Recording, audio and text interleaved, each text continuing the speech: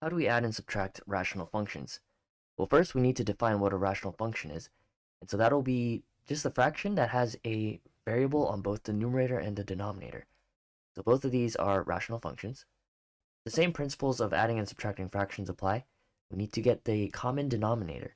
And yeah, we see that we have very distinct denominators. And so the first thing to do is to factor denominators. So the x squared minus 9 is a difference of squares. So that would be the x plus 3 and minus 3. And then numerator stays the same. X squared minus 7 plus 12. Finding two numbers that add to be negative 7 and multiply to be positive 12. We know they both need to be negative. It needs to be negative 4 and negative 3. Once you have the factored denominators, then you see what you need to multiply for each fraction to get the missing factors. So here we see that x minus 3 is in common, but the left fraction is missing the x minus 4, and vice versa, the right fraction is missing the x plus 3. Then you multiply missing factors.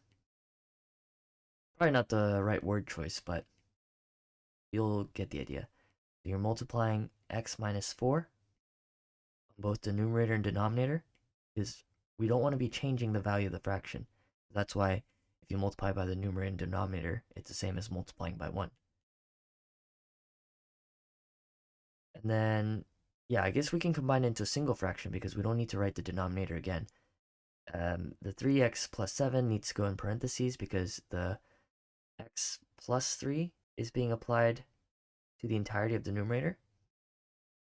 So again, here we have the x minus 4 being multiplied because that's what's missing. And here we have the x plus 3 being multiplied because that's what's missing here. And now we expand numerator. You shouldn't need to expand the denominator. From my personal experience, I never got points off for not doing so, but I guess it depends on the case.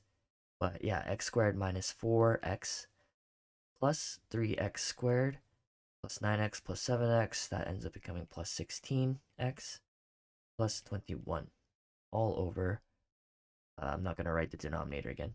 Then we combine like terms, so that becomes 4x squared minus 4x plus 16, so that's plus 12x plus 21. And then yeah, again, I'm going to skip the denominator writing. So in this case, our numerator won't be able to factor with any of the denominators. So if I were to properly write out the answer, we can just leave it as 4x squared plus 12x plus 21 all over x minus 4, x plus 3, and x minus 3.